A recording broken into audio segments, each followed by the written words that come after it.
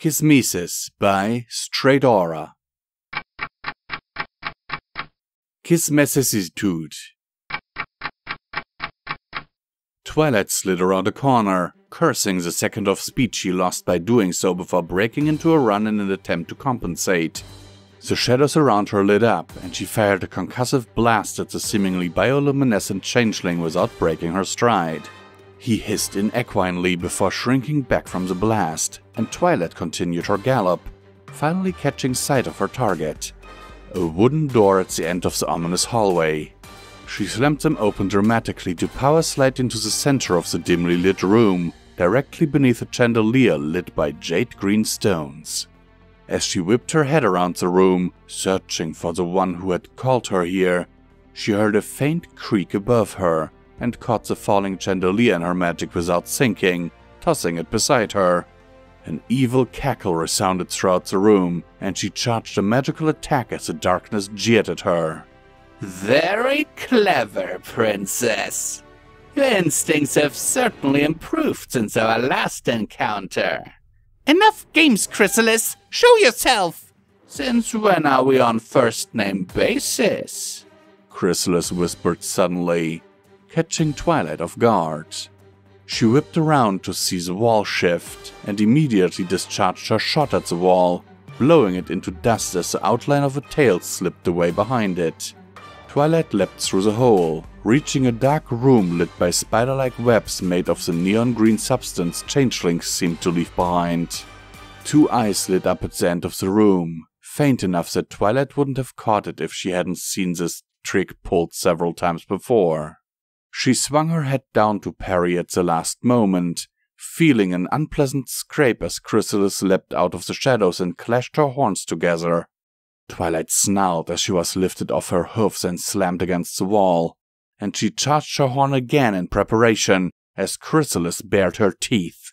After a tense moment that seemed to last an eternity, they lunged at each other at the same moment, coming in for a deep kiss that lasted even longer. They both fell to the ground, rolling around on the stone and snarling insults while coming up for breath. Finally, they broke apart and slunk to opposite sides of the room to catch their breath.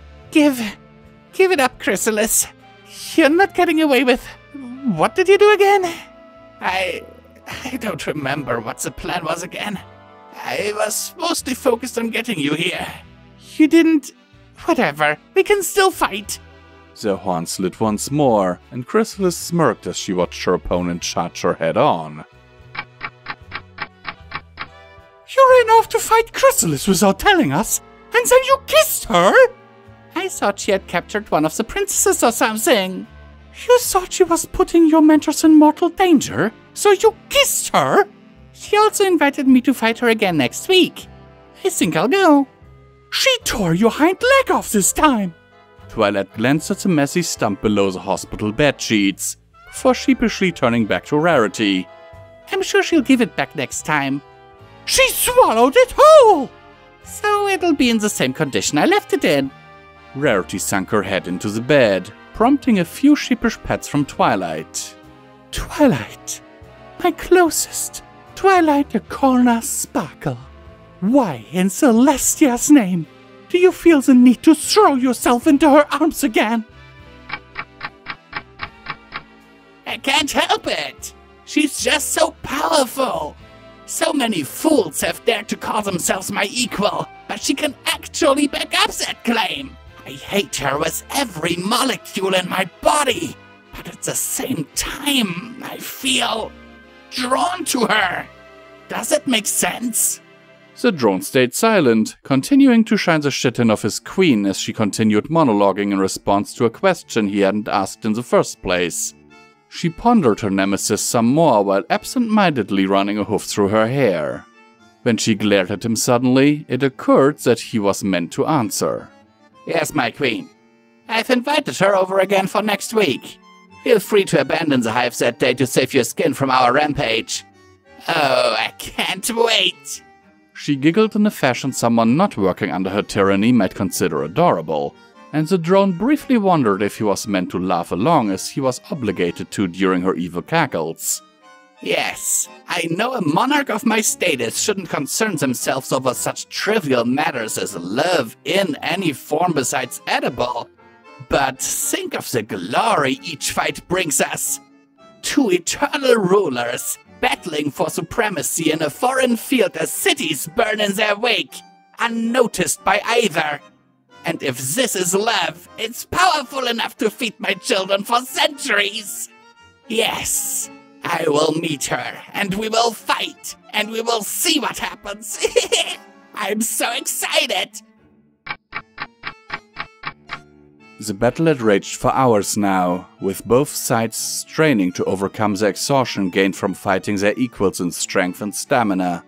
The fight had left the hive long ago, carrying through the wasteland before settling on the top of a disc-shaped plateau, with a long crack running diagonally across its otherwise perfectly flat surface. Both sides struggled to keep their footing at opposite sides, desperate to not show weakness to their enemy.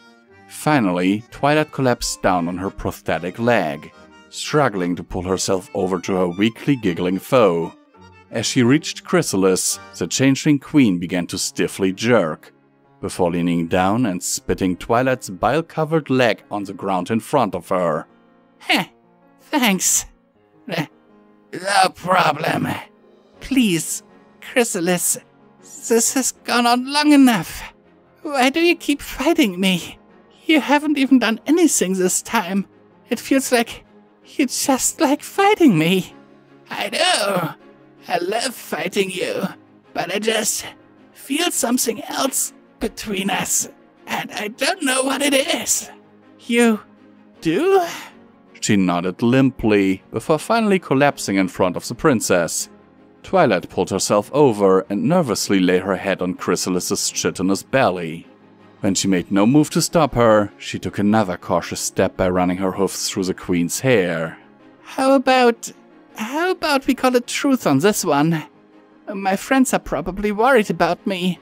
I was kind of in the hospital when I ran after you.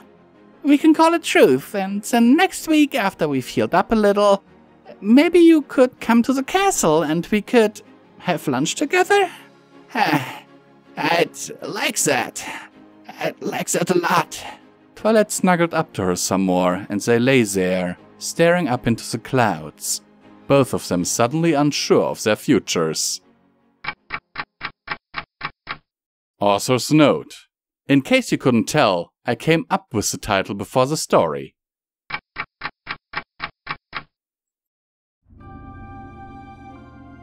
We here at Pony&Wolf Productions thank these amazing patrons of ours for their monthly support, without which all of this would not be possible. We sincerely appreciate it, and every dollar helps, is needed, and will be used to keep us going to produce audiobooks for your continued enjoyment. It is, now more than ever, important that you support your favorite creators if possible, due to YouTube changing in a way that is not very friendly to content creators. Especially small content creators, like us. In recent months, the names you see on screen have enabled Midnight and Visual Pony to keep going and only having to sell off part of their belongings to not end up on the street. As an incentive for everyone, Visual Pony has broken a vow and has promised to read and record Fallout E Str8aura, Murky number 7, should the monthly support reach $1,500.